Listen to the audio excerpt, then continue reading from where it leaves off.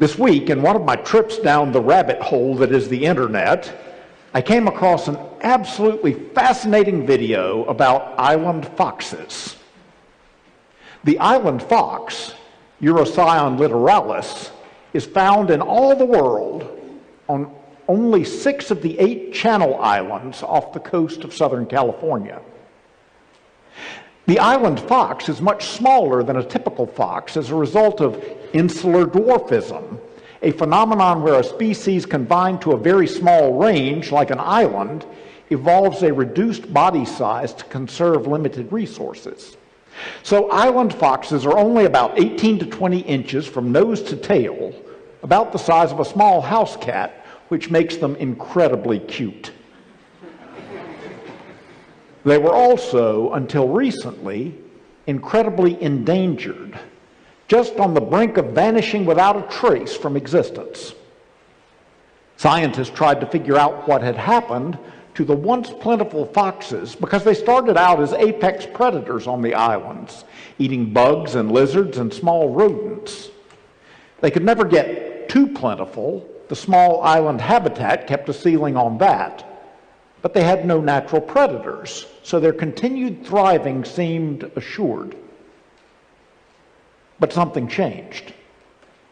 On Santa Rosa Island, the population of island foxes had fallen from 1,500 in the early 1990s to just 14 by the year 2000. Similar devastation had occurred on all the other islands too. The foxes were nearly gone. And in their studies, scientists came across a complex chain of woes driving the decline. The foxes were threatened because their entire ecosystem was on the verge of collapse. It all started in World War II, the video explained. Soldiers fighting in the jungles halfway around the world from the island fox's habitat were falling victim to malaria and typhus and insect-borne diseases, so the Allies developed DDT, a powerful insecticide. One of the world's largest DDT manufacturing plants was in Los Angeles. Over its period of operation, that plant, quite legally at the time, dumped 17,000 tons of pesticide waste into the coastal rivers and the Pacific waters around the Channel Islands. That spilled DDT entered the fish population through a process called bioaccumulation. It didn't kill off the fish, but it made them, well, toxic. And that posed a problem for the bald eagles native to the area that depended upon the fish as a food source. Now this is important because preferring fish, the bald eagles left the island foxes pretty much alone. But the DDT in the fish caused the bald eagle's eggshells to become thin and fragile and brittle, so a nesting mother would crush her own eggs. By the 1950s, bald eagles had disappeared from their habitat around the Channel Islands and left the skies open for a new species of raptor, golden eagles. And golden eagles don't prefer fish, so the poisonous fish were not a problem for them. But golden eagles do have a fancy for foxes. Now add one more wrinkle to this teetering ecosystem.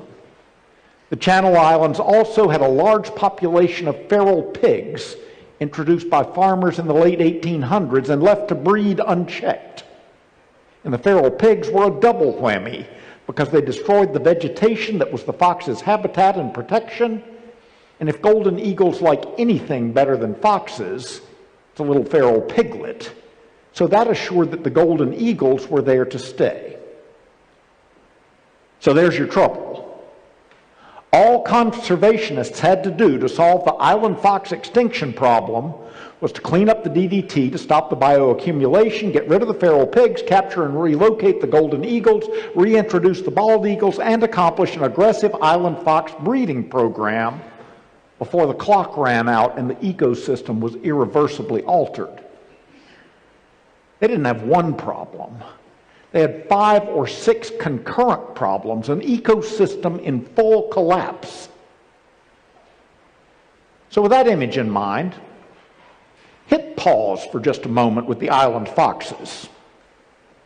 I came across something else on my trip down the internet rabbit hole this week. It was actually unavoidable to encounter it. The story that was tweeted, retweeted, repeated, and reshared about last weekend's interaction at the Lincoln Memorial between a group of Kentucky Catholic school teenagers who were present for the anti-abortion March for Life and a small group of Native Americans who were present for an Indigenous Peoples March. The story, and in particular the one photograph of the smiling teenager and the Native American drummer face to face with one another, spread like wildfire through the mainstream media and various social media outlets.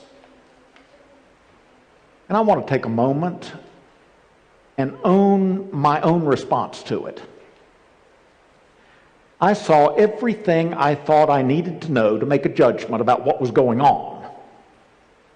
A smirking teenager, a bunch of Make America Great Again hats, a photo with one Native American face surrounded by dozens of white faces. Add in that the students were from Kentucky with all the stereotypes that unfairly come with that, and my outrage machine kicked into full overdrive. I saw ugliness, I saw racism, I saw white privilege, I saw ignorance. I knew exactly what was going on and exactly who was to blame for it. I'm not saying, by the way, that all of those elements were entirely absent from the scene. But the situation was more complicated than I and many others first assumed. Other videos emerged to give more perspective to the scene. The teenagers who were there for a protest march had come under vicious verbal attack by a splinter group calling themselves Black Hebrew Israelites. This group has messages and behaviors not unlike those of the infamous Westboro Baptist Church, an apocalyptic end times outlook, and an aggressive and vocally abrasive style. For over an hour, as the student group waited for their bus, the Hebrew Israelites had been attacking and preaching at both the high school students and the Native American group, calling the students inbred, crackers, racists, and MAGA hat-wearing obscenities, calling the Indians unbelievers and sinners destined for hell, and telling a woman who confronted them that she needed to be quiet and go listen to her husband. The charged atmosphere came originally not from the students, but from the Hebrew Israelites. The students then asked permission from their chaperones to respond with school chants and cheers, essentially as an effort to drown out or shout down the Hebrew Israelite group. The chaperones, apparently unaware of the scriptural admonition from Proverbs 15 that a gentle answer turns away wrath, but a harsh word stirs up anger, unwisely gave permission. So now there are two groups shouting at each other in an effort to drown each other out. Then the Native American gentleman decides that the best action is to drown out both groups with a prayer song.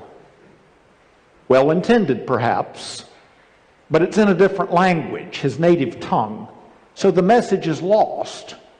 The students who have already felt attacked and assumed a posture of defensiveness interpret the intervention as another aggressive voice.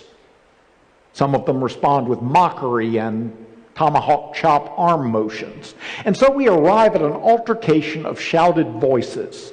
The Hebrew Israelites shouting insults and obscenities, the students shouting school cheers, the Native American gentleman shouting prayer choruses, some students mockingly joining in, and as soon as the entire conversation went viral, Facebook users and TV pundits started shouting opinions and diatribes and memes and slurs, and does it always come to this? Death threats. If you're wondering, by the way, what any of this has to do with island foxes or the passage from Galatians, here's the point. I suggest that the Lincoln Memorial confrontation is indicative of a social ecosystem in distress. In it, we see on full display what Paul refers to as the unhealthy works of the flesh. enmities, strife, jealousy, anger, quarrels, dissensions, factions. And we see none of the healthy fruits of the Spirit: love, joy, peace, patience, kindness, generosity, faithfulness, gentleness, and self-control. And we want to look for a simple cause for our cultural tinderbox, a scapegoat, someone to blame, a simple solution. But in fact, as the Lincoln Memorial altercation indicates in microcosm, there are a lot of causal factors. There's the problem of our culture of identity politics. We've become a nation of competing statements and symbols. Confederate flags, Black Lives Matter t-shirts, All Lives Matter t-shirts, Blue Lives Matter t-shirts, MAGA hats, pink knit hats, anthem kneelers, American flag wavers, NRA members, gun control advocates. And all of these causes or symbols give some of us a sense of order or belonging. But they also give some of us a means of rejecting and demonizing one another without considering anything about the other person's complex humanity. Pink knit caps to the left, red ball caps to the right. I was ready to write those students off without a second thought, never having met them. I should be ashamed of that. Another factor is our loss of community. Harvard sociologist Robert Putnam identified this collapse in his book, Bowling Alone, released in the year 2000. In the book, Putnam noted that while more Americans are bowling than ever before, fewer Americans are joining bowling leagues than ever before. In a bowling league, you're committing to be together with a group of people. You're sharing an experience, sharing stories, interacting with each other. Bowling alone is a bunch of people in a bowling alley, but without the community and without the shared experience. And Putnam used that bowling image as a metaphor or an analogy for what is happening elsewhere. People departing churches in pursuit of their personal religious beliefs and opinions. A decline in membership in civic groups like the Lions Club, the Rotary Club, the Garden Club, etc. We simply don't interact with our fellow community members like we used to. Instead of actual community groups, we've substituted the pseudo-community of social media. Facebook, Twitter, Instagram. And these give us the illusion of being constantly connected to each other without really connecting at all. We're connected, but with memes and sound bites, 240-character slogans or opinions. We're connected with high school friends from years ago and half a country away. We don't always know our nearest neighbors. And for our news, we turn to branded, packaged, often slanted media sources that only confirm our preconceived biases. Instead of news, we get news and commentary, news and punditry, news and opinion. And controversy sells. Strong emotion sells. The picture of a kid in a MAGA hat faced off with a Native American sells. So we click on it. And we react to it, and we share it. So combine identity politics, loss of community, social media, and branded news, and you can immediately see why it was so easy for Russian trolls to manipulate public opinion during the recent election. And by the way, they're still doing it. I see a meme designed to spark my outrage.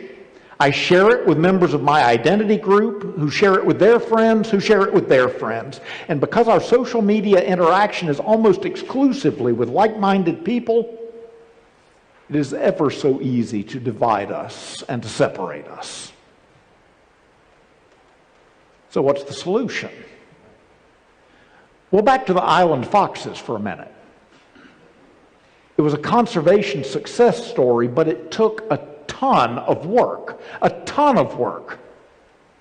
The first piece was a DDT cleanup. A massive, expensive, taxpayer-funded effort. Contaminated sand had to be dredged and removed. Fresh sand had to be brought in and applied like a Band-Aid or a cap over the top of the DDT-laced sand. New strict environmental regulations had to be put into place. So if you cut taxes, cut regulations, maximize corporate profits, and reduce corporate restrictions, the environment always loses. All of that had to be reversed. The feral pigs, an invasive species, had to be removed from the equation. Hunters from New Zealand were brought in using dogs and helicopters, and they hunted the non-native pigs every day for a solid 18 months, eventually removing more than 5,000 pigs from a single island. The golden eagles had to be captured and relocated. This effort was especially difficult because golden eagles are especially intelligent and suspicious of traps and baits and the like. Eventually, they had to be chased down in helicopters, captured with weighted nets when they flew near the ground, and relocated to the other side of the Sierra Nevada mountains. The bald eagles had to be brought back in order to keep the golden eagles from reestablishing.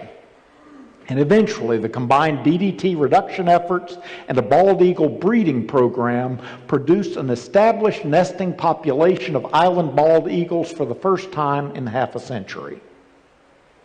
And lastly, the few remaining island foxes had to be captured and bred in captivity using DNA testing to produce as much genetic diversity in the fox population as they could. The small island habitat led to limited genetic diversity, sort of like cousins marrying cousins marrying cousins. And then the foxes were reintroduced to their habitat, and now an ongoing effort of vaccinations and monitoring sustains them. You get a sense of the labor involved in that? Because when you decide something's precious, it takes a lot of labor. That's how you clean up and repair an ecosystem in crisis. It takes intentionality, and it takes time, and it takes effort, and it takes expense, and working on 5 things at once, not just a single simple problem. So taking that lesson, let's return to our damaged political and social ecosystem. We have a lot of problems to solve.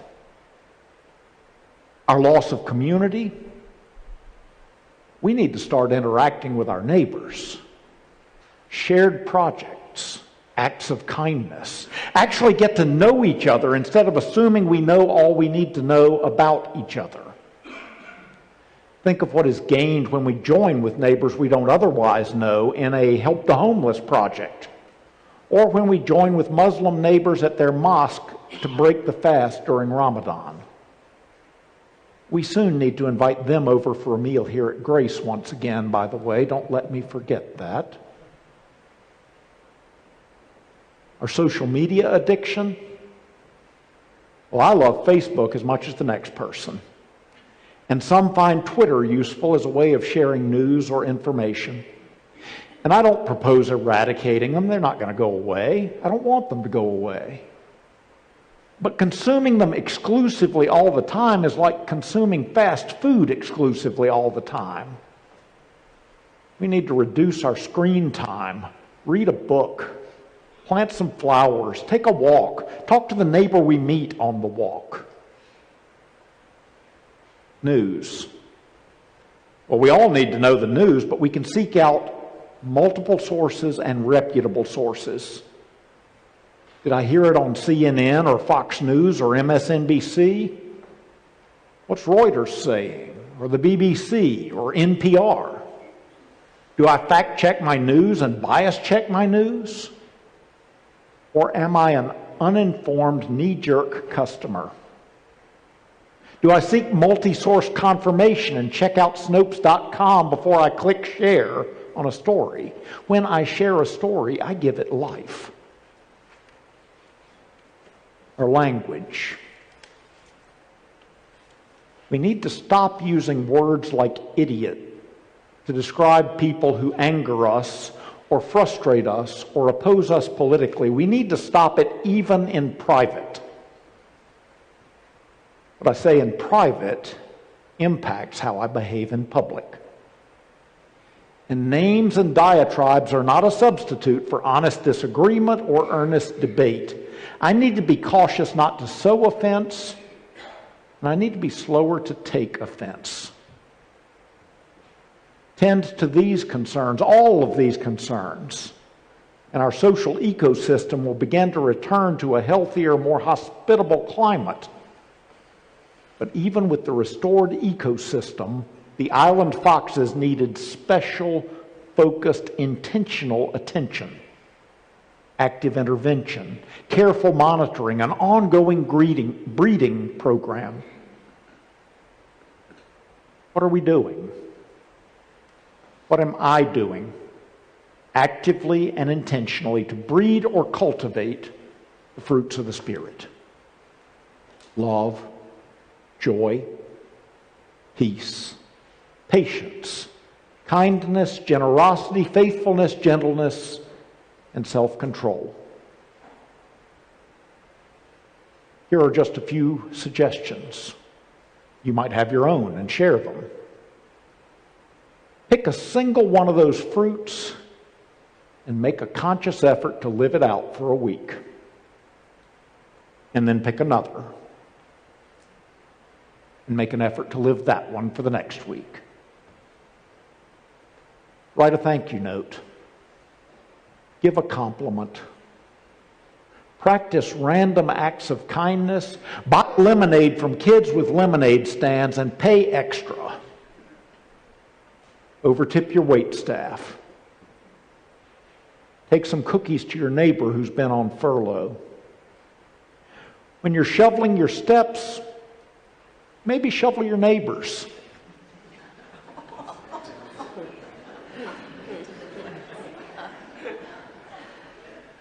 Enjoy nature. Smile more.